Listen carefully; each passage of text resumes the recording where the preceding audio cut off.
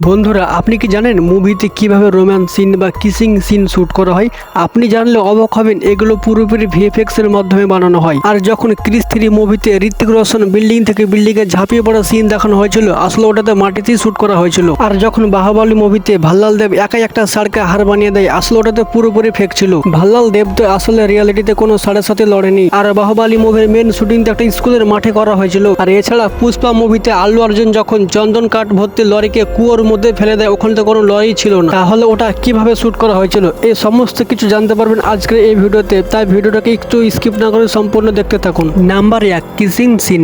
বাণিজ্যিক সিনেমায় romantic scene থাকবে, এটাই স্বাভাবিক, কিন্তু নায়িকারা সরাসরি কিসিং সিনে কমফর্টেবল করে না, তাই এখানে এক কৌশল ব্যবহার করা হয়, তার নাম ভিএফএক্স বা গ্রিন স্ক্রিন। এখানে সবার প্রথমে নায়িকাকে একটা গ্রিন বলে খুব জোরে সোরে কিস করতে হয়, তারপর হিরোকে একটা কাচের উপর ঠিক একইভাবে কিস করতে হয়, তারপর সেটাকে এডিটিং এর মাধ্যমে একসঙ্গে জুড়ে দেয়, তারপর হয়ে গেল গর্ভগরম কিসিং সিন। Number 2, Chris 3। বন্ধুরা, আপনাদের সবার মনে আছে ক্রিস 3 মুভিতে যখন একটা প্লেনের সামনের চাকা জাম্প হয়ে যায়, তখন ক্রিস কিভাবে বড় বড় জাম্প মেরে এক বিল্ডিং থেকে আরেক বিল্ডিং এ পৌঁছে যাচ্ছিল, কিন্তু আসলে ওই সিনে ক্রিস শুধুমাত্র 5 ফিট উঁচু থেকে লাফ মারছিল। আর আপনারা ভালো করে লক্ষ্য করলে বুঝতে পারবেন সিনটা শুধুমাত্র একটা ফাঁকা মাঠে শুট করা হয়েছিল। চলুন এবার কথা বলি সুপারহিট মুভি বাহুবলীকে নিয়ে, যাকে ছাড়া সাউথ ইন্ডিয়ান ফিল্ম অসম্পূর্ণ থেকে যায়। যখন ভাল্লাল দেব একটা শক্তিশালী ষাঁড়ের সঙ্গে শক্তির মোকাবেলা করছিল, আসলে তো ওখানে কোনো শাড়ি ছিল না, ওটা তো একটা মানুষ ছিল যে ষাঁড়ের মতো নকল মাথা নিয়ে ভাল্লাল দেবের সঙ্গে অ্যাক্টিং করছিল। পরে এডিটিং এর সময় একটা নকল ষাঁড় বসিয়ে দেওয়া হয়। আর বাহুবলী মুভির মেন শুটিং একটা স্কুলের মাঠে করা হয়েছিল। Number 3, Pushpa movie. আল্লু অর্জুন যখন চন্দন কাঠ ভর্তি ট্রাককে কুয়োর মধ্যে ফেলে দেয়,